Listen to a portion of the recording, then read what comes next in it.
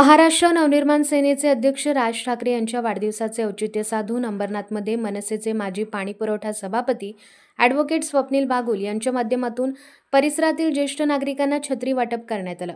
शनिवारी अंबरनाथच्या वडवली सेक्शन परिसरात हा कार्यक्रम पार पडला। यावेळी परिसरातील 200 पेक्षा जास्त नागरिकांना छत्र्यांचे वाटप करण्यात आले।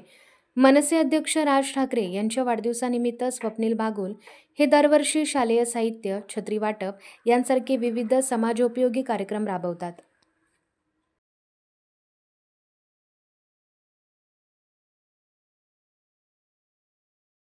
दरवर्षी सन्माननीय राजसाहेब ठाकरे यांचा वाढदिवस अंबरनाथ शहरात मोठ्या उत्साहात आणि विविध सामाजिक उपक्रम राबवून केला जातो।